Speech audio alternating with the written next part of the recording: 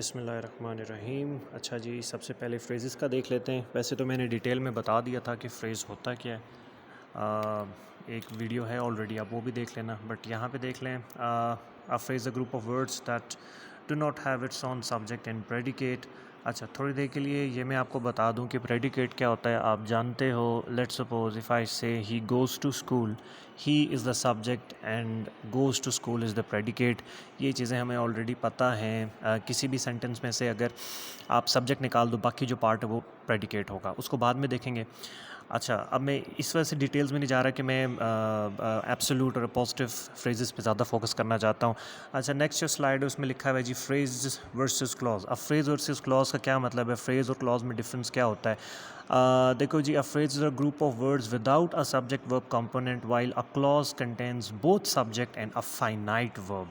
Phrases जो हैं उसमें देखें, एक एग्जांपल लिखिए, she is making tea for the guests. She is making tea for the guest. अब शी सब्जेक्ट हो गया, इज़ आपका फाइनाइट वर्ब है। इज़ फाइनाइट वर्ब क्यों है, आपको पता है what is a finite verb. It will change. अगर आप शी को प्लूरल में चेंज कर दो, ठीक है, तो फिर दे के साथ इज़ तो नहीं आएगा, आर आएगा। और अगर इस सेंटेंस को पास्ट में चेंज कर दो तो इज़ वॉज में चेंज हो जाएगा। It means yes, is a finite verb. So conditions for being a clause are being fulfilled. So अगर फुल सेंटेंस की बात करें, she is making tea for the guests, ये इंडिपेंडेंट क्लॉज है।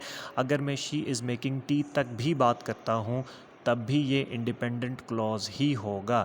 लेकिन अगर जस्ट फॉर द गेस्ट्स की बात करोगे तो फॉर द गेस्ट्स में जो मैंने येलो में अंडरलाइन किया हुआ है, अब आप खुद सोचो फॉर द गेस्ट में ये क्या है। For the guessed it can not be a clause, ये तो फ्रेज है। क्यों ना, इसमें सब्जेक्ट है और ना इसमें वर्ब है।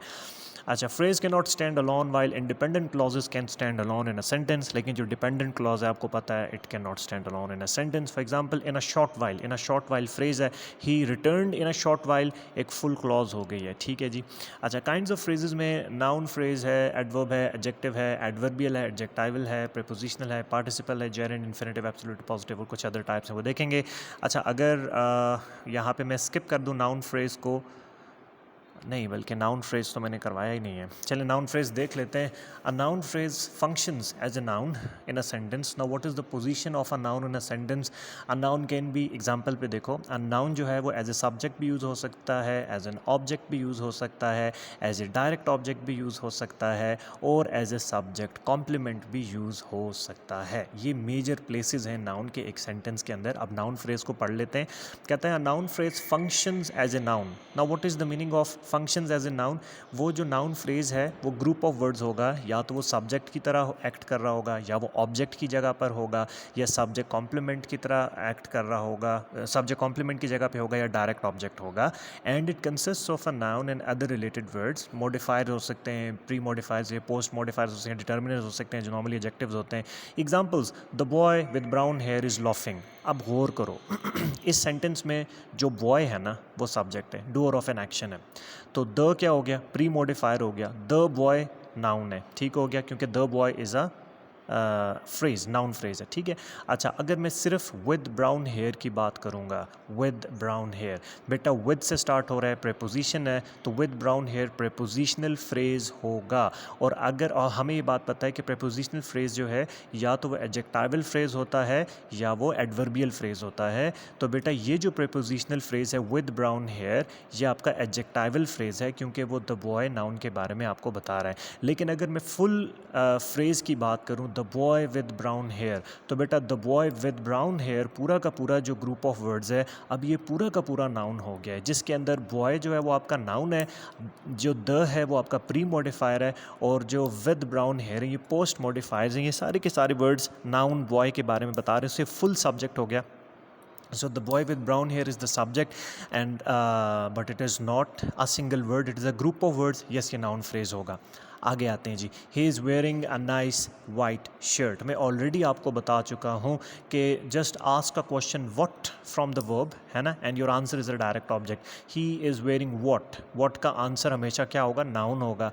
he is wearing what, a nice white shirt. So what का आंसर नाउन और डायरेक्ट ऑब्जेक्ट होता है, तो ही इज़ वेयरिंग व्हाट। अच्छा, व्हाट का आंसर है अ nice white shirt.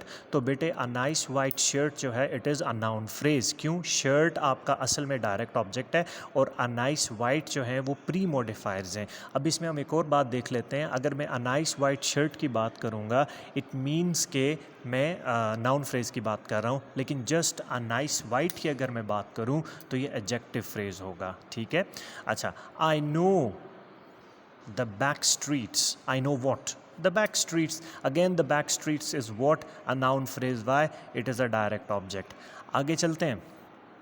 She was the devil in disguise. अब आपको सामने नज़र आ रहा है she was the devil in disguise में जो was है it is not a helping verb, it is a linking verb. क्यों? was को is equal to से, जैसे मैंने आपको बताया था, is equal to से replace कर दो। she is equal to the devil in disguise। इसका मतलब है she जो doer of an action है, subject है, the devil in disguise जो है वो complement of the subject। क्यों? linking verb के आगे हमेशा subject complement होता है, तो was linking verb है। she is equal to the devil in disguise, इसका मतलब was को is equal में चेंज किया जा सकता है, यानी कि was आपका linking verb है और हम ये जानते हैं कि linking verb के साथ जुड़ा हुआ होता है आपका subject complement। So noun phrase can also be a subject complement. सबसे मुश्किल नाउन फ्रेज ही होता है, लेंथी नाउन फ्रेज ही होता है। तो बेटा what is a noun phrase? A noun phrase functions as a noun. So noun को समझना जो है ना वो इम्पॉर्टेंट है। नाउन क्या होता है भाई? नाउन या तो सब्जेक्ट होगा, या वो ऑब्जेक्ट हो सकता है, या वो एज ए सब्जेक्ट कॉम्प्लीमेंट या as a direct object act कर रहा होगा। अच्छा, आगे अगर हम आ जाएं एडजेक्टिव फ्रेज पे, तो बेटा एडजेक्टिव फ्रेज में कोई प्रॉब्लम नहीं होता। आप जानते हो एडजेक्टिव फ्रेज क्या होता है। इन्हीं ये जो नाउन फ्रेज था इसी के अंदर मैंने आपको बता दिया था। The boy with brown here is laughing में अगर द बॉय को छोड़ दो, सिर्फ विद ब्राउन हेयर की बात करो, वो आपका एडजेक्टिव फ्रेज होगा। अच्छा, एडजेक्टिव फ्रेज की हेडिंग में अगर हम देखें तो लिखा हुआ है जी, an adjective phrase is a group of words that functions like an adjective in a sentence. अच्छा, he is wearing a nice white shirt, वही एग्जाम्पल मैंने आपको वापस दे दिया है। अगर आप इसमें गौर करो तो मैंने जस्ट अ नाइस वाइट को हाईलाइट किया हुआ है। So a nice white is an adjective, लेकिन अगर शर्ट को भी अंडरलाइन में कर दूंगा तो अब वो जो है एडजेक्टिव फ्रेज नहीं होगा बल्कि नाउन फ्रेज होगा। Is it fine? तो एडजेक्टिव फ्रेज पे मेरा नहीं ख्याल इतनी हमें डिटेल में जाने की ज़रूरत है। नेक्स्ट स्लाइड में लिखा हुआ है जी, the girl with curly hair is singing a song. The girl with curly hair is singing a song. अब विद कर्ली हेयर को मैंने जो है ना वो हाईलाइट कर दिया। विद कर्ली हेयर, विद आपका प्रीपोजिशन है, सामने नज़र आ रहा है with curly hair is a prepositional phrase.